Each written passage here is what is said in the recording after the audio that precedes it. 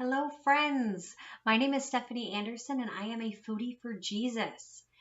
So, you may be wondering, how did I come up with the name Foodie for Jesus? Why did I choose that name? Because when a lot of people think about a foodie, they think of someone who is really enjoys and appreciates delicious cuisines, even gourmet, right? Maybe a little bit eclectic in their food taste.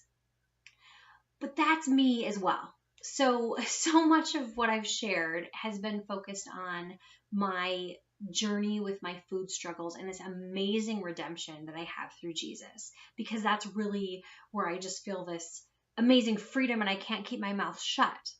But there is this foodie part that I want to just share a little bit about how I came up with the name and what my personal definition of foodie is. Because I very much have an appreciation for good food. I always have. I really love it. I love traveling. That's one of the things that I've had the wonderful blessing and opportunity to travel a lot for my work.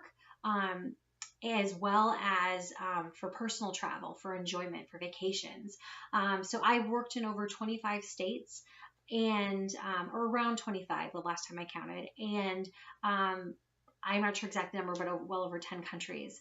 And one of the things I've always enjoyed is, whether I'm traveling for work or traveling for pleasure, is trying the new foods and going to these amazing restaurants. And I think of some of my wonderful memories that I have in different places often include an amazing food experience as well. So in Brazil, very fond memories of going to churrascarias, the Brazilian steak houses, and the wonderful selection of meats there, as well as there's one in particular in Brazil that has this phenomenal salmon, and salmon is one of my favorite foods. This wonderful salmon with this passion fruit sauce over it. It is amazing. I haven't found it anywhere in the U.S., so when I make it back there, I like to go.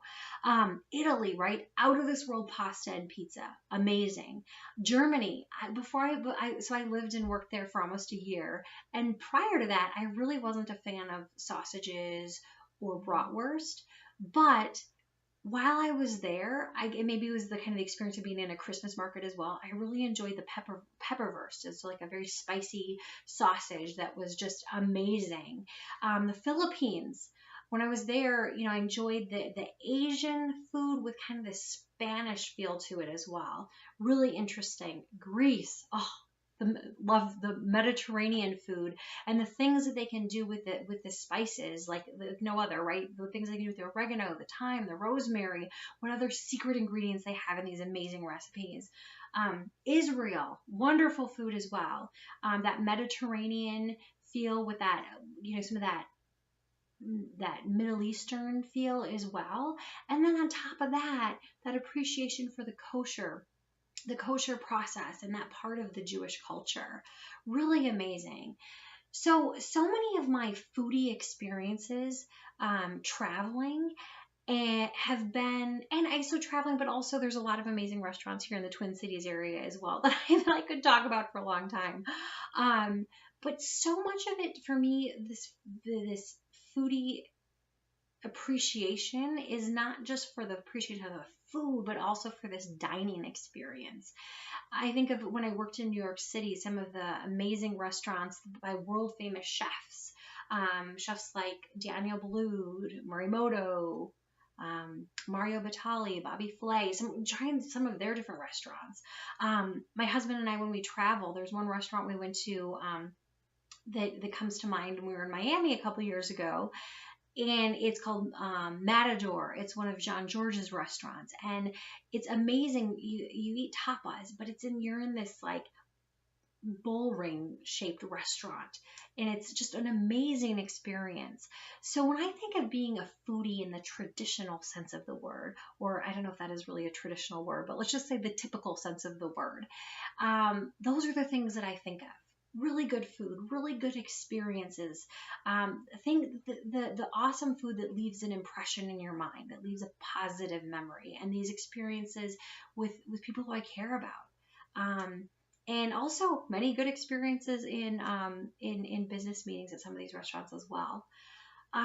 So this passion I had for good food and this appreciation for good food and delicious food combinations has always been there.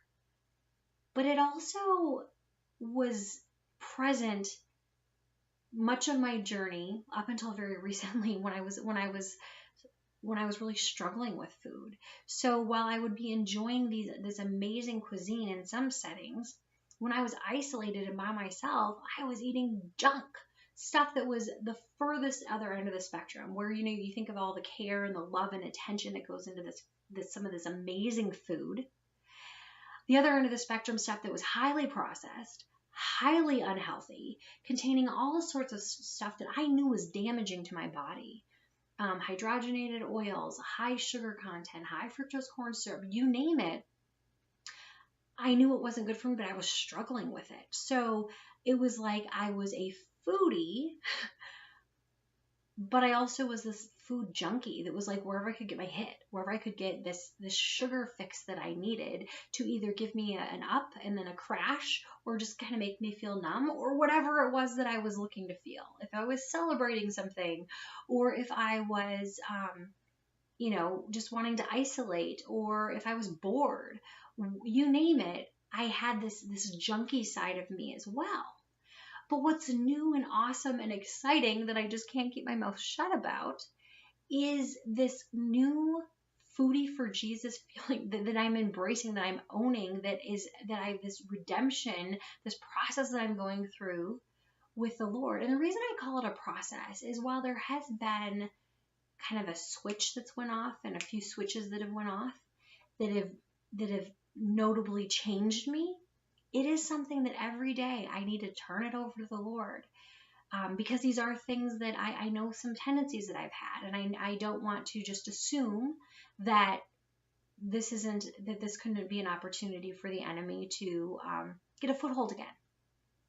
But when I think of being a foodie now, I still have that appreciation for food.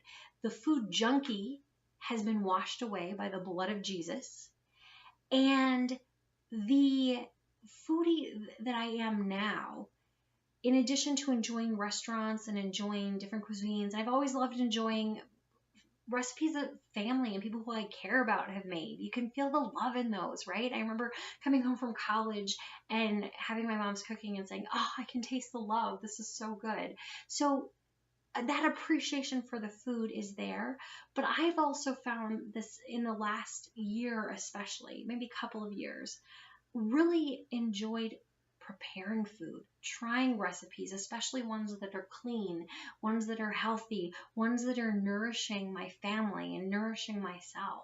Like it's very much, I see it as an act of love, and I enjoy it. And every time I try a new recipe at home, I always ask my husband, I said, okay, would you want to eat this one again?